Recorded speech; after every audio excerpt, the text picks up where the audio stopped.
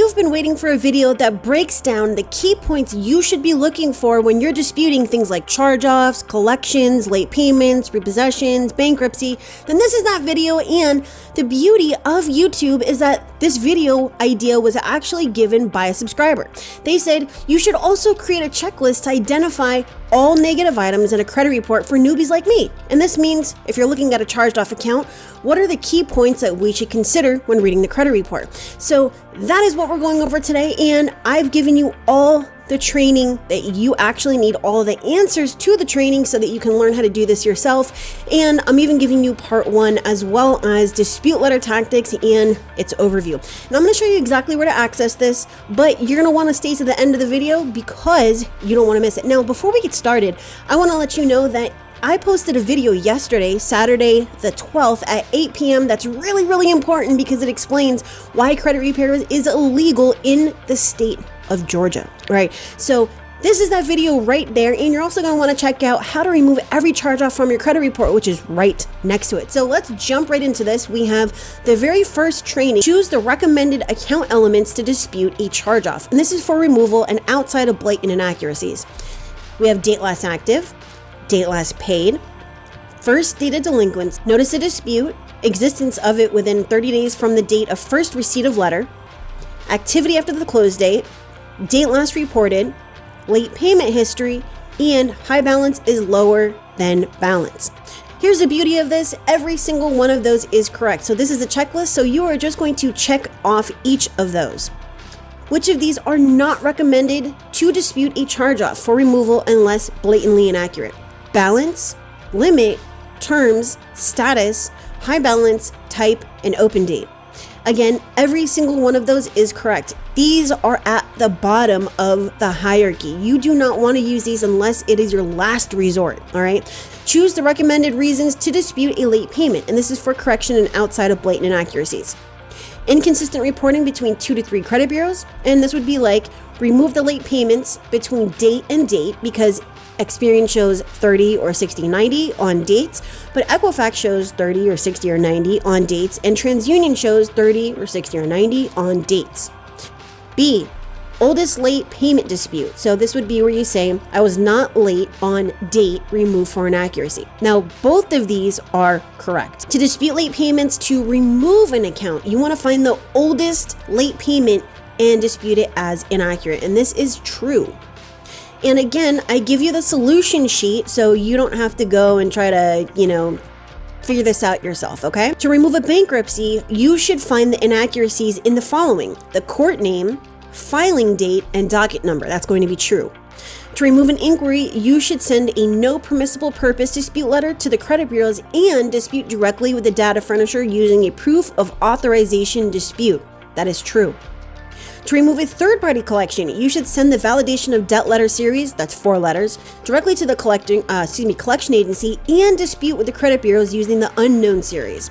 And this is only one relevant per my video series. That is true. To remove a debt buyer collection, check off the dispute reasons that'll give you the highest chance of removal. In other words, the big guns. Late payments on a collection account. I mean, obviously, the account is late by default, right? Past due on a collection account. The account is past due by default. Hello. Date last active and payment history. Each of those are going to be true. And then here, again, is where we place these in order for the dispute hierarchy. 1 is most impactful and 11 is least. Okay, so first dated delinquency, high balance, lower than the balance, past due, date last reported, status update date, activity after the close date, after account was charged off, open date, balance, date last active, notice of dispute, limit, and date last paid.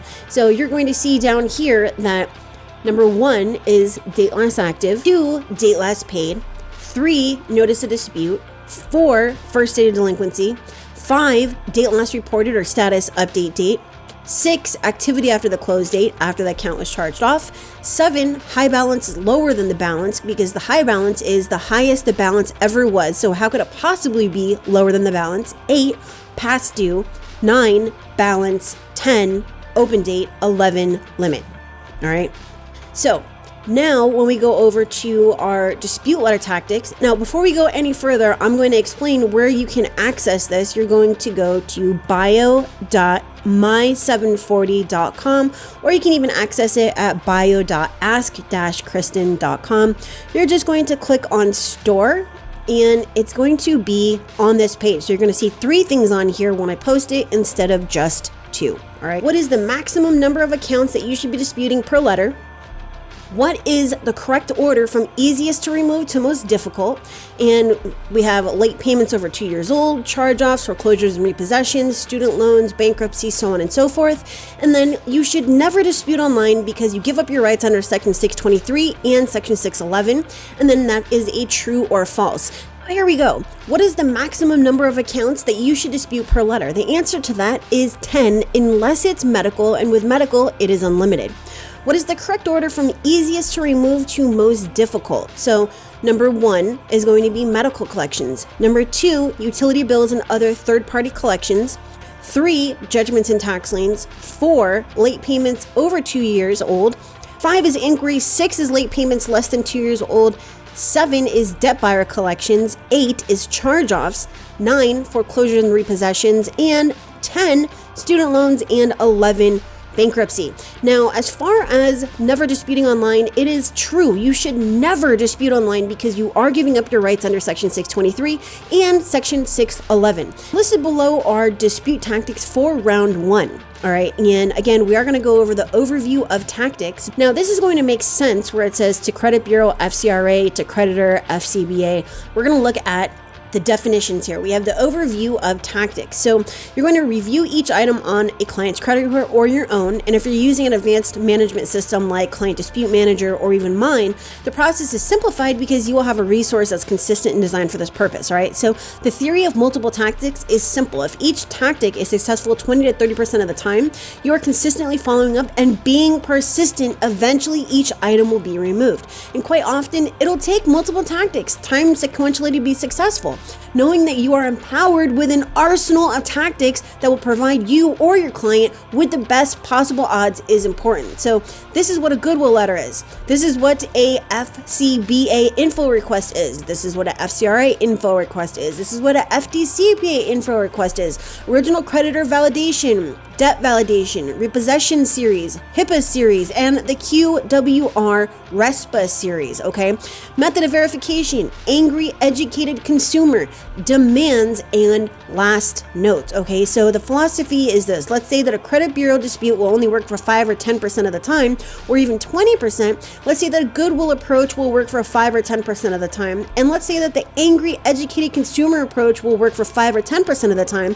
The FCBA the same, the FDCPA validation the same, etc. If you keep trying these disputes, somewhere down the line, you're going to clean it up. And in many cases, trade lines can call for multiple tactics from the above outline, okay? So that's what a lot of people fail to understand and realize.